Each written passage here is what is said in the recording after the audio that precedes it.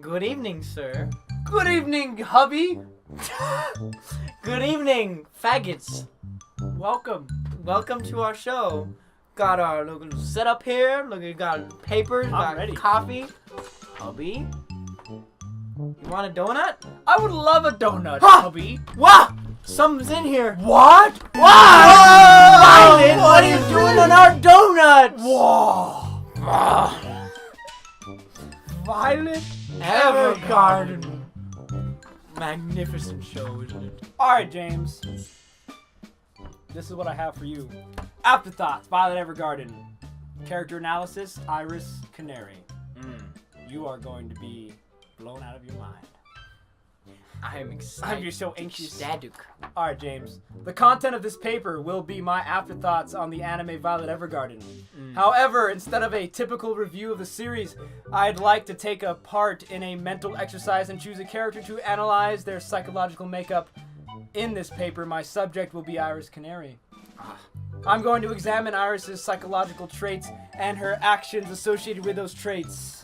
I will then diagnose those actions based off research I've conducted about each aspect of her psychology. Still, when all is said and done, it's just an afterthought. May we begin? Iris Cannary is an automated memory doll at CH Postal Company and co-worker to Violet Evergarden. When Violet first announced her request to become an auto doll in episode 2, Iris was harshly opposed to the idea, almost to the point of insult. And here's why I think that reason is. She is intimidated by others. Iris is easily threatened by competition and fears failure. Throughout episode 2, I get the impression she has self-doubt, feels inadequate, and is highly self-conscious. Though it may be assumptive to claim all these things only having just met Iris Cannary, I'm confident in my diagnosis now having seen the entire series and have gotten to know Iris. I think Iris feels this way because she lacks confidence, you see. On the surface, it could just be that she's never yet been requested to write a letter. She states in episode 4 that she needs more time to become successful. But if we go deeper into the root cause of her lack of confidence, I think it stems from a past light trauma that I'll get into later. And that she has an innate agreeable nature that she constantly struggles with.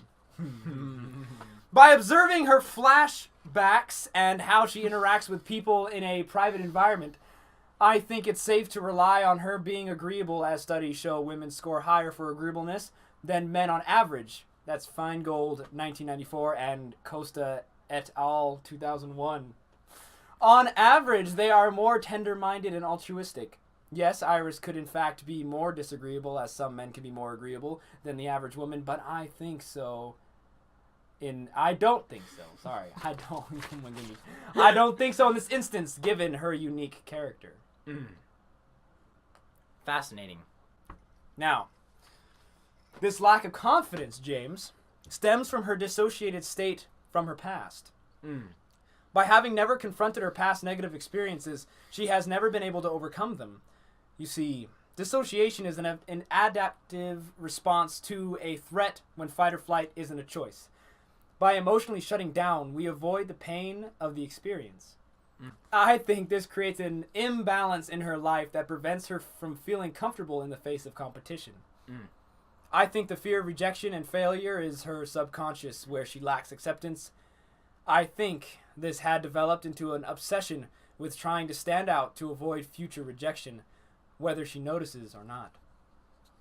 Wikipedia describes dissociation as any of a wide array of experiences, from mild detachment from immediate surroundings to more severe detachment from physical and emotional experiences. The major characteristics of all dissociative phenomena involve a detachment from reality rather than a loss of reality, as in psychosis. I see. There's a difference. Fascinating. Knowing what we know now, let me explain Iris's environment and experience that led me to this thought process about her. In the middle of episode 4, we see that Iris wants to separate from her familiar ties and traditions. The innate passions and new aspirations that make up Iris had been triggered and exacerbated by the light trauma of rejection in her past. It was the rejection of her hometown crush that triggered this phenomena. The subsequent obsession with standing out to become sought after followed this event, I think. This light trauma has caused anxiety and stress, and this creates emotional outbursts now and again. This traumatic memory is called and perceived by the limbic system in the brain through a distorted emotional lens. Now, Iris cannot move past this trauma until she becomes, bless you, Thank you. in her eyes, worthy. She's obsessed with becoming successful, confident, unique, and valuable. Valuable via external validation, however. Are you following along so far, James? I believe so. These symptoms seem very familiar. As in past experiences. Have that ever happened to you? What, dissociation? Dissociation, such and whatnot. No, I've never had. I may have replaced bad memories and buried them, but I've never had dissociation before. When someone only seeks external validation, they want to be noticed. They need to differentiate themselves at any cost, and ultimately this leads to a narcissistic and self-focused attitude towards things. This may compound over time to cause stress and anxiety. Yes, Iris has high aspirations regarding her career, but I don't think her goals and successes are measured through internal validation. This soils the gratification of it all. Iris misses a bit of self-kindness and an acceptance of one's insufficiencies and the comfort in ever self-improvement. It's a total sum of our hardships and obstacles that we overcome that shape our personality and character. Iris sometimes comes off as crass or rude, but really, I think, is just her mindset and differentiating personality that may be off-putting every now and again. Little compassion for Iris, for God's sake. A little bit. During the end credits after the finale, episode 13, I had a moment of reflection. I tried to save that, but I read it wrong. I meant to read, I had a moment to reflect on the series as a whole, and obviously I dedicated some time to Iris Cannary. And I remembered that when everyone was writing their air show letters to loved ones and dead relatives, Iris wrote to herself, saying, "I'll be the best." Even in the end of the series, I'm not convinced she has truly confronted and overcame her past negative experiences. If I were to bet, I'd say she still would be easily frustrated, emotional, and stressed by a possible continual lack of success. Until she overcomes and accepts the past and learns to self-validate, she will continue to experience high stress and anxiety. Now at last, the summary. In summary, James, Jackie Gray, Yes.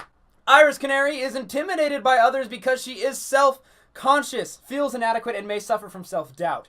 When Iris opposed even the thought of Violet becoming an auto doll like her, she revealed that she is threatened by others' success others' success by constantly seeking external validation and comparing herself to others. Iris is constantly trying to differentiate herself. She's obsessed with becoming successful, confident, unique, and valuable. Iris is unable to confront the causes of this obsession through a dissociated state of mind regarding her past. She is emotionally shut down to run mentally and physically from the pain of her hometown experiences.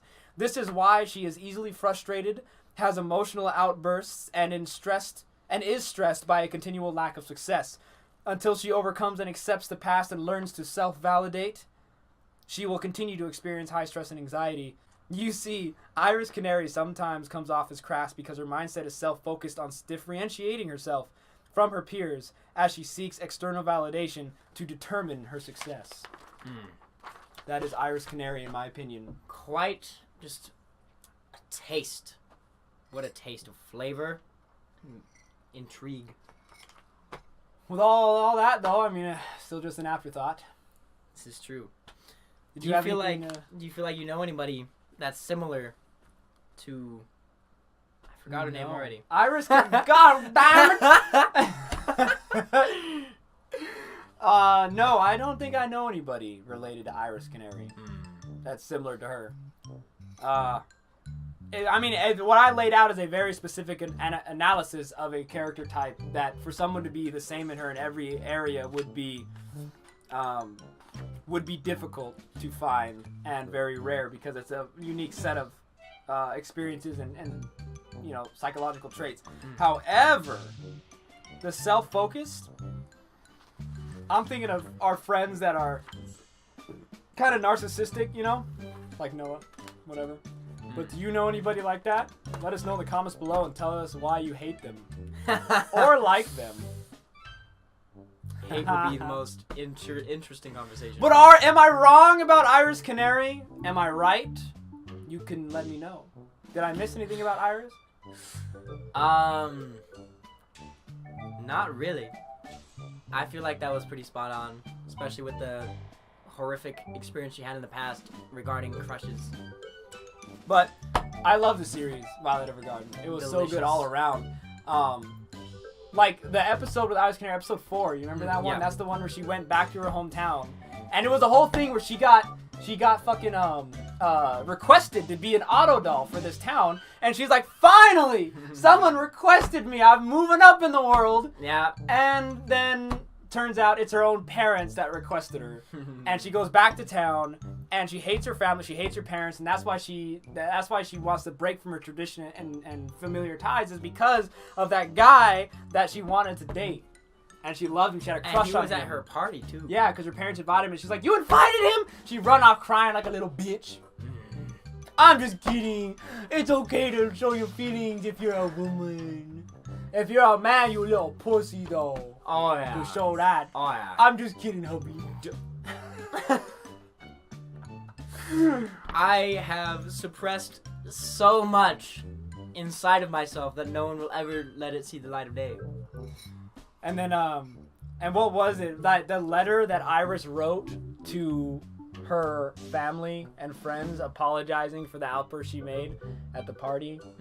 And her name being Iris was there's a flower called Iris. And that's what they gave her when she left, which is so adorable because Violet's name is based off a plant too. And they had a little connection with each other. Yeah, that was nice. Found that interesting. Adorable. I mean, every episode of Violet Evergarden is amazing. But yes. Regarding Iris Cannary, though. But, yeah, that's what I found. Every time I saw Iris Cannary on screen, that's how I felt. Right. So. I understand you. You have nothing to add or anything like that? Not particularly. You don't remember any episodes that stood out to you with Iris Cannary?